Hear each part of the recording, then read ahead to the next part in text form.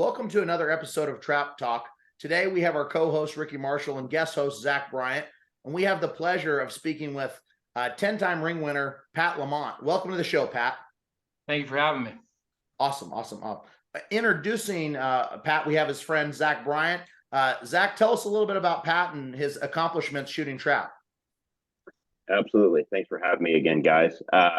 It's my pleasure to introduce Pat here today. Pat is a six-time All-American, one of those being junior and five of those being the open team. A couple of years, it looks like you didn't make it, Pat, but I think those were a lot due to the COVID years and just travel restrictions. Pat has 200 from the 27-yard line, and as Zach mentioned, 10 Grand America rings, one handicap, one doubles, two singles, three of the all-arounds, and three of the high overalls. And he's only been to one satellite grand in his career, and that was to Tucson last year. And he won both the HAA and HOA while he was there last year. And then just kind of looking at some of Pat's impressive average numbers here, Pat, you've held averages in singles well over 99 for, well, as far as the first page goes, and averages in the handicap of 95 plus, some years being over 96, the last couple of years being over a 96% average. And then obviously, again, very high on the doubles averages. But comparative to a lot of shooters, Pat, kind of rolls me into my first question that we have for you today is your target count of registered targets isn't as high as a lot of other shooters that maybe are on the All-American team on a year-by-year basis. And that doesn't discredit your abilities at all. But my question would be is, how do you continue to be able to perform at this level when you do show up to these shoots? Is there a lot of practice that you're doing behind the scenes that a lot of people aren't seeing? See, our years are short. Being in Manitoba, we basically start shooting when the snow melts. It's May, about middle of May, generally we get out and start shooting. So we basically practice May to June. And then once trap shooting season starts, shooting the 1,000 targets a weekend or whatever it is, you just don't have a chance to practice much. Like go to the shoot, come home on Sunday, have to work Monday, Tuesday, and then we take off again Wednesday. So it's difficult to get any more targets in than I do. That's crazy to think of that. I figured you'd have to be banging a little bit more, as impressive as you shoot. But I mean, I don't live up in an ice mountain in Canada either. So, well, yeah, you guys have it's a good opportunity for you guys being close to big shoots, warmer weather. See, that's the other thing is that I have to travel so far. So, I mean, that's restricting how many shoots get to go to too. We got North Dakota, Minnesota, South Dakota nearby. Being to Nebraska once, but I mean, Nebraska was a 15-hour drive. It's hard to get to big shoots in the part of the world where I am. So, Pat, and I was going to ask one more question in regards to that, Pat. Is there anything you're doing in the off season that's maybe not officially shooting at targets, but are you doing anything as far as gun mounts at home or any, I guess, helpful things with doing like in your mental game, those types of things? Honestly, I wish I had a better answer for you, but no.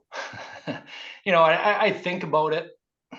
I don't know if that does anything for the mental game. I mean, it's a huge part of my life. I mean, I'm thinking about trap shooting often.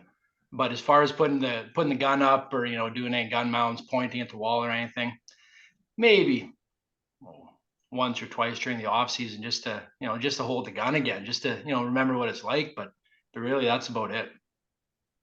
So, Pat, do you do anything in before the big shoot? So, like last year was your first time coming to the Spring Grand. So, did you mentally prepare for that shoot? Did you just show up and shoot a little practice there before the shoot started, or kind of run us through what you did to get ready for that shoot? So, I had never been to Spring Ground in the past, and to be honest, the reason was because I thought, I'm going to show up and shoot terrible. I just, didn't know what was going to happen. Well, after COVID, after not shooting for a couple of years, I figured, here's a chance. So, I mean, my dad, myself, and Paul Adrianson all traveled down there together. I didn't plan to shoot the Saturday. I shot one round of practice at about, I don't know, 9:30 and shot it fine and figured, well, maybe, we'll see if we can get in the singles. Well, got down to the singles on the last squad, or the last flight out, late for the squad, and ended up basically rushing up to shoot. And it was surprisingly, it felt normal. It didn't feel like start of the season. I mean, normally the start of the season, it's so cold. Like you're wearing a jacket, it's windy, your nose, your eyes are running. it's a little different down there in Tucson. Yeah, no, definitely. Tucson, the weather can be, we have had snow in the past there in February, a few times. So, but usually the weather's, pretty decent. So you looking at your averages and stuff since 2004, you've averaged 99 in singles every year but 2 years. So do you consider yourself a better single shooter than everything else? I mean, you're a deliberate shooter. I've shot off against you multiple times. You're very impressive. I mean, you're 37 years old. You're getting inducted to the Hall of Fame next year for the ATA, which is one of the biggest accomplishments. And I think you're the youngest to be inducted in the ATA Hall of Fame. I think prior was Britt Robinson, and he was 40, and that was years ago. So is there anything that because you've won 10 rings, which is very impressive. I mean, I'm happy I've won 4. I mean, I've been runner up, I don't know, 300 times and stuff, but when you come to the grand, it's like you turn another level on. Can you explain that to our listeners? I love shooting at the ground. It's so easy to get up for big shoots, especially when you don't get to go to very many. Mm-hmm. The competition factor, the targets, the background, being completely away from everything else and simply focusing on shooting. I look forward to it every year. I just get up for it. I love shooting the ground. So Pat, I mean, obviously you've had a pretty lengthy career, a very successful one. The listeners want to know how you got started. What was that like? What's shooting like in Canada in general? I mean, are there a lot of rules and restrictions? Was it mostly done up there, or did you have to come into the States to register a lot of your birds? No, you can shoot in Canada. Our provincial, for example, has got 45 people at it, maybe. So it gives you an idea of the size. Really, it's not a whole lot different in the States. How did I get started? I grew up basically around guns. My dad owned a gun store from before when I was born. I was out of the gun club, pulling, setting targets. I basically started shooting when I think it was 10, standing behind the trap. I had an old 870-20 gauge. We set the targets on straightaways and just basically, stood right up against the trap and shot 5-10 targets at a time. Started shooting, just club shooting, maybe I think it was 11 or 12, and first started shooting registered when I was 12. So 12, that was the start. And at what age did you start to see some success? I was shooting decent singles and worked my way back in handicap until I was about, 15. When I was 15, it was in the spring, and this is actually how I got my gun. My dad had ordered a gun for himself. He picked it up, it felt okay, but I guess the story goes he got thinking, Pat doesn't have a gun. I was shooting my BT99 well, but my doubles are never any good. My doubles, I don't think I'd ever broken 90 with my Satori. So he figured, maybe a good combo would be more beneficial for me than for him. So basically, I picked up that gun. He says, "Well, what do you think?" He said, "Oh, I don't know. It feels pretty good. I think I like it." Went out and shot, and I think I shot 25 first round or 24. I don't remember, but it basically took off from there. So from there, my singles average bumped up a little bit, but my doubles went up by 10 birds. is the gun that you are speaking of the same gun that you're shooting today? Yeah. So we set it up when I was 16. I haven't touched it since. So, I mean, for the listeners, just to kind of resonate on that, 37 years old, you've been shooting this gun for 20 years and you haven't touched it once. So you know exactly where this thing is. I mean, it's like the back of your hand. Feels like it. It feels a lot different when you pick something else up, especially being left-handed. So when you were equipped with that gun and you were working up the ranks in the ATA, back then, what were you doing to practice? Did you do a lot of station work? Were you, doing a lot of, I guess drills at that time, or was it just shooting here and there and just got better over 20 years? Well, a lot of that, but geez, I remember this is going way back now. We used to shoot what we call 5x5s, which are just straightaways from post 3, straightaways on post 5, straightaways on post 1, and then just go shoot around afterwards. That was years and years ago. I think basically since I was about 16, it was just shooting regular, a regular round. But getting out, like our club is open Tuesday, Thursday, Sunday. We get out basically whenever. It's a small enough club. That's when we're open, but I mean, we can shoot whenever. Well, speaking of that, aren't you the president of your local club? Yeah. So you're pretty heavily involved in the shooting sports. Yeah, absolutely. I mean, it's a small club. I mean, all of us pitch in. I mean, there's not really anything I'm doing that anyone else isn't. Run the meetings, but I mean, that's about it. We share the responsibilities. Nice. Now, do you have a youth program up there at all? We do. We got Manitoba Junior Shotgun Association, and unfortunately, it's small. I mean, I look in Minnesota where they have the 8,000 kids in the high school program. Like it's so different. Ours, we have 5 to 10. We looked at advertising schools, and it wouldn't fly. Oh, really? They're not pretty big on the youth shooting up there, or? And it's not that anyone's anti-gun. It's just a different reality down the States. You cross the border. We're 60 miles north of the border. You cross in North Dakota, it's a different world. It just is. Yeah, it is. I mean, here in Nebraska, where I grew up shooting, and so did Zach Bryant.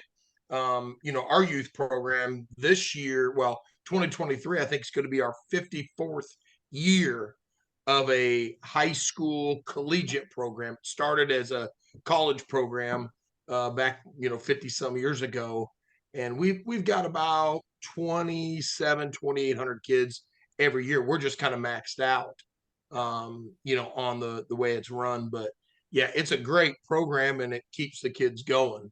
So we'd like to see more of that in other places, especially up in Canada. Yeah, and we try to build it. I mean, we're working on it. The whole Manitoba Trapshooting Association is we're trying to build it. We're trying to bring youth into the sport. We're trying to bring everyone into the sport. So Pat, kind of along with the distance that you have to travel to get to a lot of the shoots down here, and where you've placed on the open team each year, kind of have a question that ties into that is you're consistently finishing on that open first team, and most years you're not getting 7 shoots. So for the listeners that aren't aware, you can have up to 7 shoots for that ATA All-American team to use in your points total. But oftentimes you're having maybe 3 or 4, and then you have the grand on kind of a average typical year, which means that you really need to perform when you show up for these shoots, and you go on some obviously very impressive long runs. What things do you do to stay mentally focused while you're shooting, while you're out there on the line? Are there things that are going through your head that could, some of our listeners could maybe try and benefit from? I focus on every target. I mean, every target is the most important thing at the time. I don't care if it's a small shoot, a big shoot. You have to pay attention to every target. As far as what's going through my head, I'm not that technical. I'm really not. What's in my head? I got a song in my head all the time. I've I've had the same song in my head as I'm shooting competition for probably, I don't know how many years, 10 years.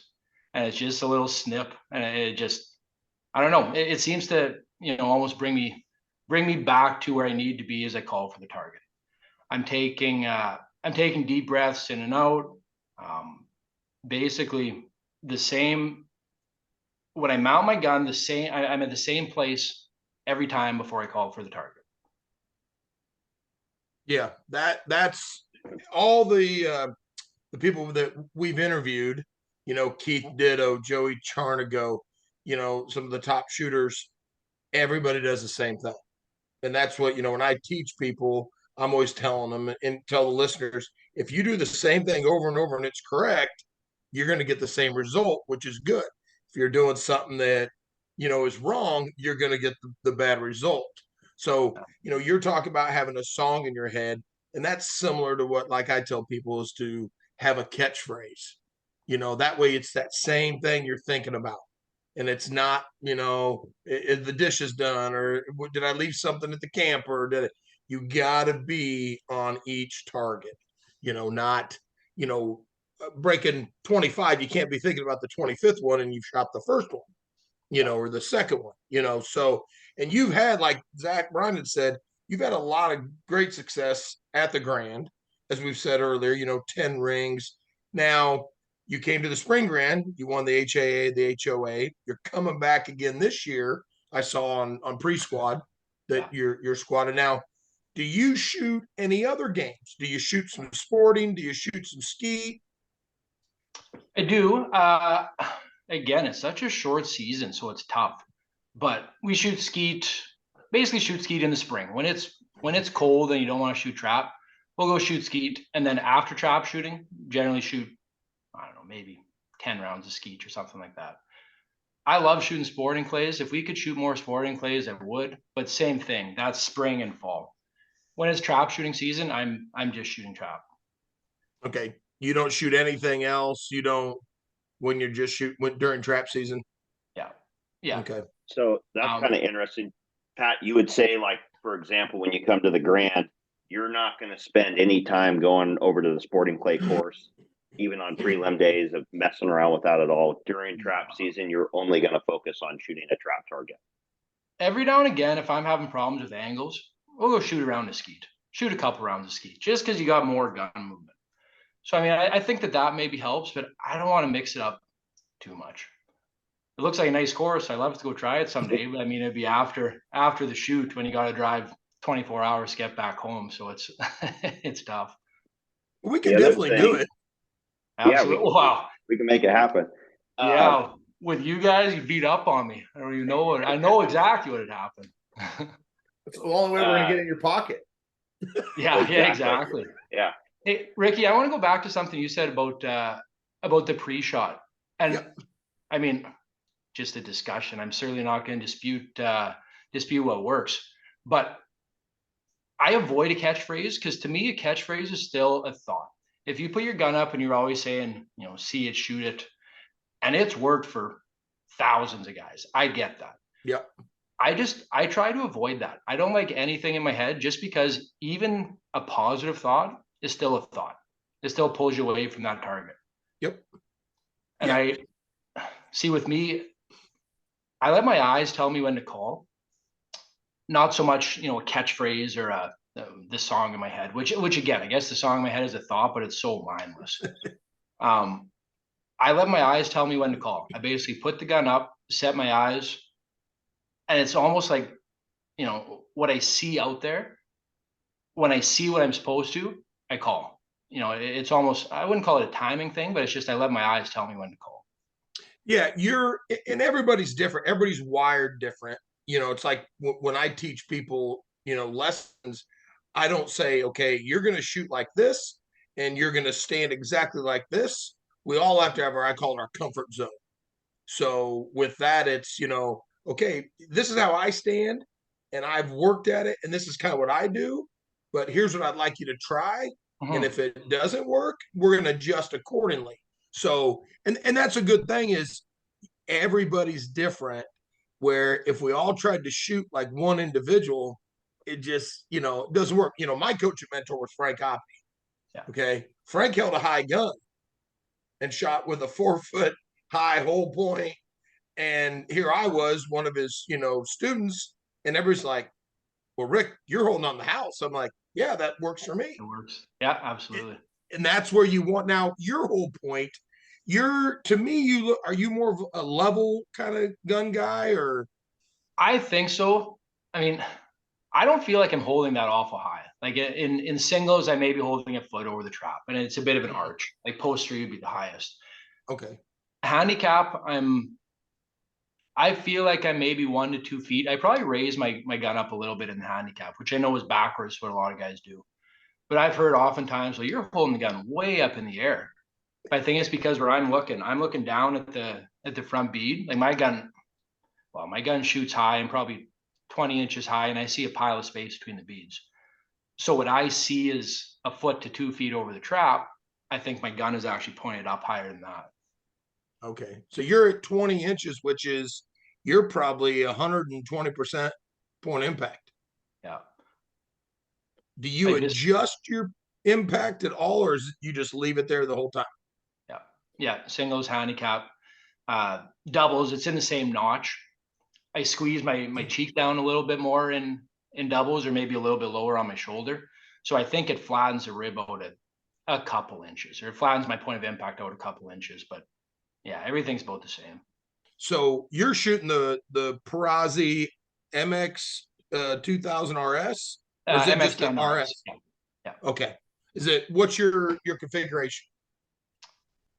For notches?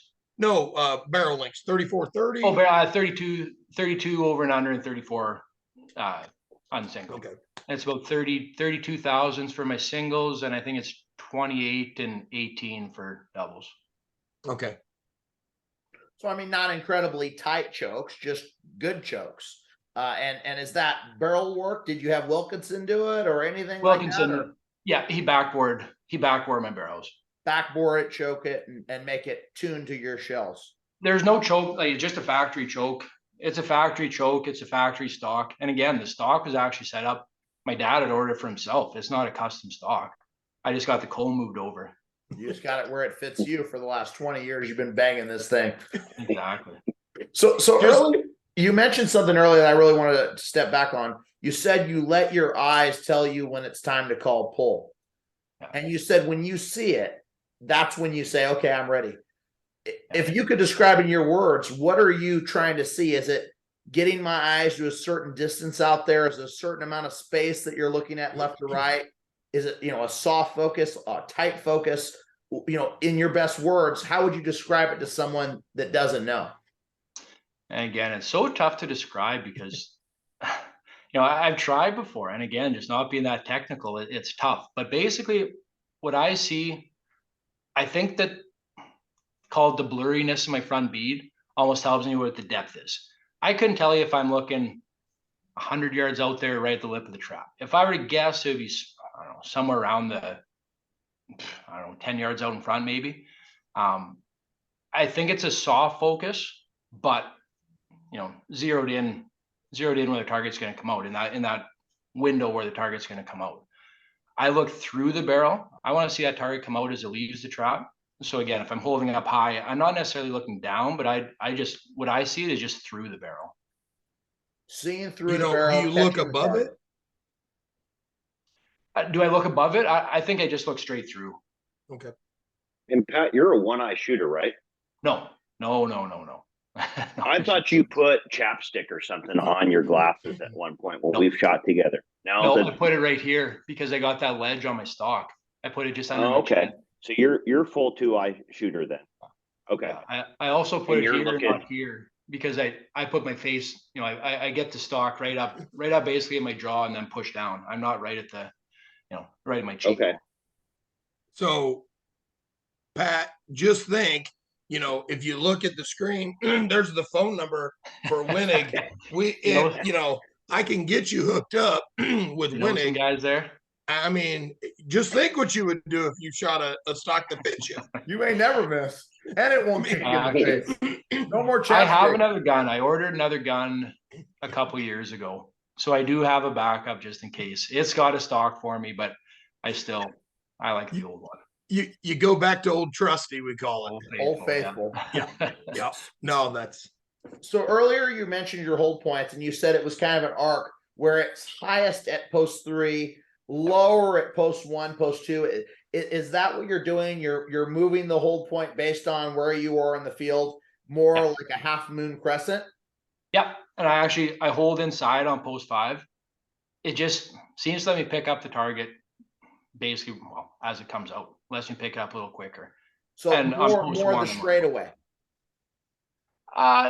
Yeah, I'm probably, I don't know, between the front and the back corner. Probably In that middle section on the side of the trap house is where you're at, which is about 1.5 to 2 feet off the front lip. If we're looking, yeah, I'd be around there, probably about a foot in. And you're just looking straight, and then you get that straightaway, and you dirt ball it, and it cuts left. Your eyes cut left. Yeah. it sounds like to me, and for the listeners, that you mount the gun when it feels right, you call pull. You don't get into the thinking, and that's the difference from a top shooter like Pat and just the average guys put the gun up and they're thinking, okay, well, is this going to be right here? And then they do it. That is the time to do that, is when you practice. Sure. And then when you get into the competition, you want to go, okay, this is my whole points. You already have it already set up. And if you're thinking about something, like you said, a thought, then that blurs everything. Absolutely. You gotta go up there. Go ahead. I'm confident. Sorry, you gotta go up confident, knowing that what you're doing is going to work. Mm-hmm. And exactly your point, Rick. You got to work all that stuff out in practice, and then basically just go up and do it. It makes such a difference if you're, call it confident. I guess you're not questioning what you're doing. Mm-hmm.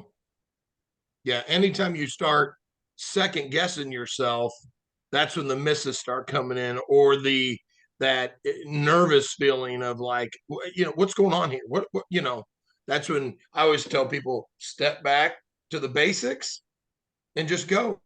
Yeah. Trust yourself. That's the biggest thing I tell all shooters. If you trust yourself, you're going to break more targets.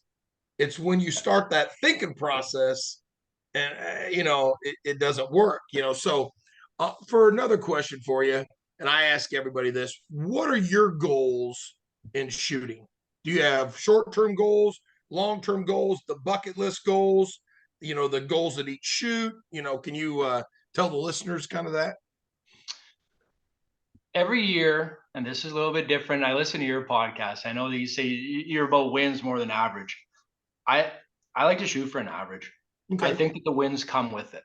Mm-hmm. I think that if you can routinely keep that high average, the wins basically come with it. At the start of the year, that's always, I don't have a number. I don't have a number that I want to get to, but that's kind of a, through the year goal I like to maintain. I like to maintain that average. Another goal, of course, is Grand American rings. Yeah. I think it's everyone's goal. Every year I like to get a grand ring. Those are basically my main goals. Do you have so you're going in the Hall of Fame. Mm-hmm. So that had to have been one of your goals, possibly in the back of your head. Shooting is like, I know we don't think about it, but it's kind of lingering there. But is there any other like big goals that you have that you're looking to achieve? See, and I agree with you about the Hall of Fame. I don't know if I would say it was a goal, because I really have no control over that. Yeah, exactly. And that's where my goals are, I guess, things that I can control. Mm-hmm. So, yeah, big goals. Well, I guess ultimately the biggest goal would be to have more rings than Leo. That's a pretty lofty goal. Yeah, he has 27 is what the Big L ended up winning before he passed, and I was fortunate to shoot quite a bit with Leo, never at the Grand, but a lot of the other shoots, and we'd talk about it here and there, and I was fortunate to see his impressive collection of of rings. And, most of them I could get on my thumb and they still twirled around, but now, Zach Bryant didn't say you are only the second person in the history of the Grand to win all 5 championships, with KOE being the first one to do that. And Kay actually achieved that feat by winning the Grand American Handicap back in 2006 at the first Grand in Sparta. And the reason I know that is I was in that shoot off, and I was fortunate. I broke 99 with, I think there was 11 of us with Kay. And after watching the other traps, because my eyes wander when I'm shooting till it's my turn, and I noticed everybody missed but one person. And when we got done, I said to Kay, I said, well, you got a 50-50 shot of winning. And he said, how do you know that? He calls me Richie. How do you know that, Richie? And I said, well, I was watching the other traps. And he went, huh? So, but, and like I said, I've been in the shoot offs with you at the Grand, going back to, this Grand in 2022. We shot the clay target, I think, about every round together. And, I can still remember your last target when you were on post 1 and drew a hard left, and you took just a micro piece Just of it, a little one, and you looked over at me, and I was like, "You got it." And then I shot, and I'd already missed, but it was funny. People, we got done, and people that night when we were finished watching you, the next night, because you guys ended, that was at 200. Asked me what was going on out there, and I said, well, I just made sure Pat, he got that target. And that goes to a question is, we get this a lot in shooting, is people watch you shoot and everything. And I always tell people, if you break the target, you get the target. If you don't, take it away. And that's what a couple guys were like, why would you call that target? And I said, he broke it. I mean, you get the target. Plain and simple. Exactly. Absolutely. I mean, it's integrity. And I mean, it goes both ways. Like, I mean, if I miss a target, I'm going to turn around and say I missed it. Mhm. I mean, there's 100%. a lot of reputations that can be, tarnished by not doing that. And I mean, your integrity is worth more than a trophy. It is. Absolutely. Here's the other thing. I mean, if you look at the top guys, the difference between, maybe a Ricky Marshall and a Pat Lamont and, someone else that's right there might be 1 or 2 targets in a week, right? It's not like it's, we're beaten by 20 birds or 30 birds or 40 birds with the top guys. And so you get a top guy and he's taking a target here and there. I mean, that's everything. No. And the target's huge. It's huge. Yeah. It's a game of on 1,000 birds, you're winning by 1 or 2, and I've even seen it where it's all tied up after 1,000 birds, and we're going out there and we're bringing barrels, and it's like this game is getting to a point where there's so many people at the top fighting over their slots. So leading into this question, Pat, what are the things that separate you from the crowd? I mean, to edge out those 1 or 2 birds. And when you do miss, because it's not very often, do you just shake that off and keep going? Or I mean, what's the thought when one finally misses and you're like, oh crap, right? Or you're not like, oh crap, it's just, oh, I missed. So I think what separates a good shooter from a great shooter, the guys all have the mechanics. They can all hit targets. It's the mental game. It has to be. I mean, I think that's whether it be any sport, golf, for example, every one of those guys can hit the ball. But I mean, there's a mental edge for sure. When I miss one, and this has kind of changed a little bit over the years, I've been to enough shoots where, tough conditions, whatever it is, you miss a target, and then you start thinking, what am I doing out here? Why am I doing this? It's raining, it's cold, whatever. And you start to just miss more and more. You go back to the score sheet and you look and you see that everyone shot bad, because I mean, everyone's shooting the same conditions. And you think, well, if I could have got 1 or 2 more targets, this would have made the difference. I look back at, I'll probably get this wrong, but it was Sean Hawley winning in the overall in whatever year it was. Yep. He had a big lead. And I remember he had missed, I think he shot an 89 or something in the last handicap. You are correct. And he hit a 25 his last round. And he won that overall by, I think it was 1 target. And that, it resonated with me. I thought, that's exactly what he was going through. Would have had a tough first 3 rounds, hit that last box and thought, there's 2 ways this can go. So, I mean, yeah, he shot 25, won the overall. So, I mean, I think that speaks volumes to not giving up. Yeah, that's a big thing that I think our listeners got to realize is, and I tell people all the time, you don't want to turn a bad post into a bad round into a bad event, and a bad event into a bad day. I think the big difference too, like I look at, say in singles, guys say, "Oh, I missed a target." Well, I'm done. I don't look at it that way, because there's still the overall, there's still the all around, and there's still your average. Those things keep me going. After I miss a target, I'm not thinking, well, it's done, because there's still things to shoot for. Yeah, absolutely. Staying laser focused all the way through and not giving up. And as you said earlier, 100% focus on the next target. Absolutely. Now you look like someone, I've watched you shoot a lot, Pat, a lot of shoot offs where I'm in the background, not in the shoot off, and you're out there banging them up. And what I can see is flawless execution from when you touch the gun to when it hits your face, repetition like anyone I've ever seen. Like you're almost like a robot out there. Is that something that you've worked at, or is that something that just kind of naturally happens? So my pre-shot routine, I'm assuming is kind of what we're getting at too. And absolutely. I mean, it's a valid question. I do it. It helps me. It basically brings me to the same spot every time. I've tried to shorten it. I've tried doing things different. I've been in shoot-offs where I'd say, I don't know, call it uncomfortable. And I thought, I got to speed up. And it doesn't work. So, I mean, it works for me. I don't do it intentionally. I've never done it intentionally, never done it to screw anyone up, for example.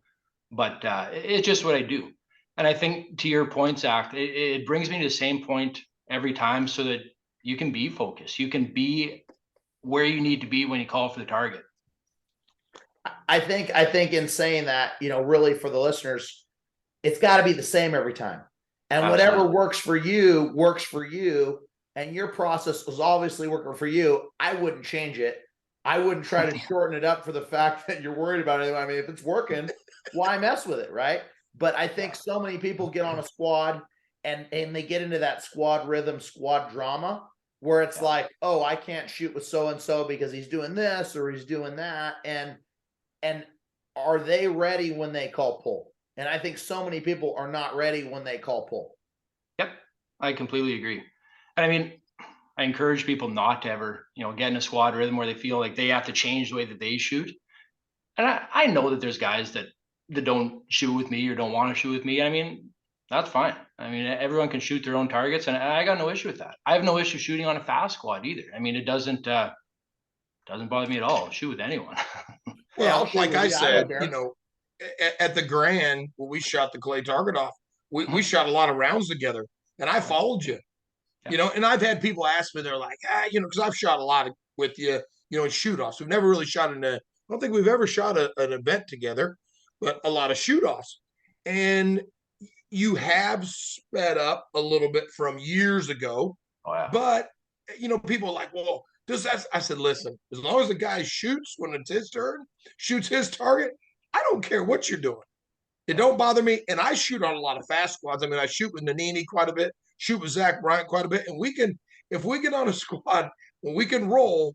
But there's been times in the past, I mean, I've had injuries to my arm, wore braces, and had to slow down, not because I wanted to.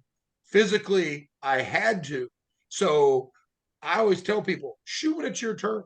When you're ready, you paid for the targets. You call when it's your turn. If you're not ready, put the gun down and start over. And that's where, a lot of people get worried that they get caught up in that, because you can get caught up in a rhythm of a squad that will affect you.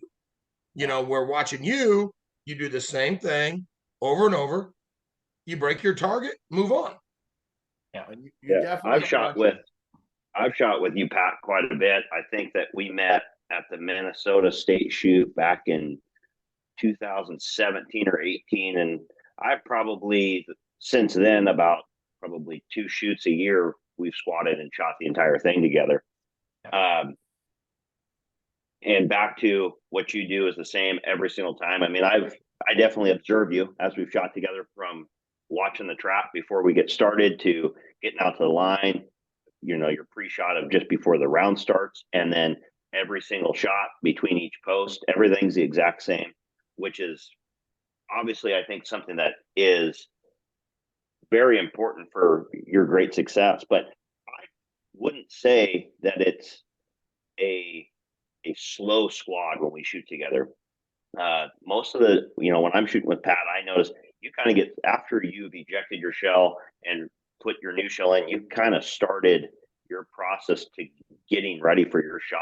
And you can kind of tell when shooting, you're not really worried about, you know, anybody else who misses a target. And yeah, you're watching other people's targets in the event that, you know, someone chips one and it's called wrong, but it doesn't affect your process at all. If there's a miss or a hiccup in the squad, you just do the exact same thing when it gets to be your turn.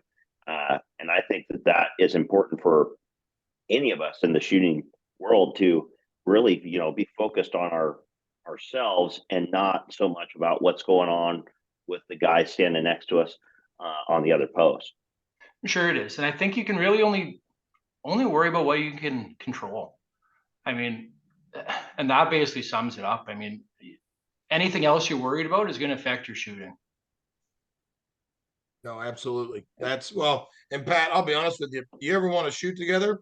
We can shoot every shoot. I just use Nanini as filler material, so you can jump on. I mean, I'm easily replaceable.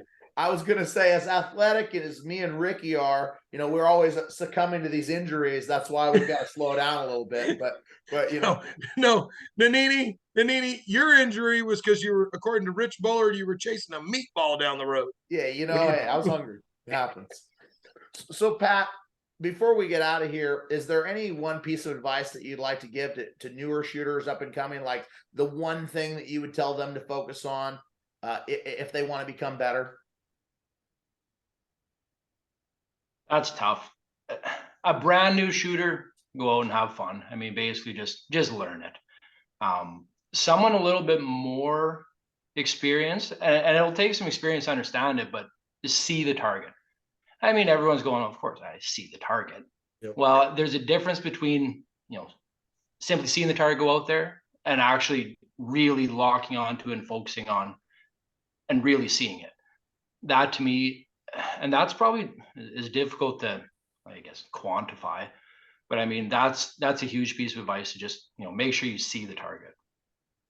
Is there anything that Rick or Zach you want to ask Pat before we get out of here today?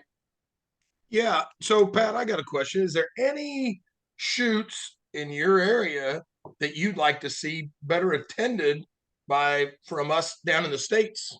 The Brandon Gun Club has got the Canadian Championships coming up in June 28th to July 2nd next year. Brandon, Manitoba Gun Club, we got we have 10 traps. Great place to shoot. Encourage everyone to come up.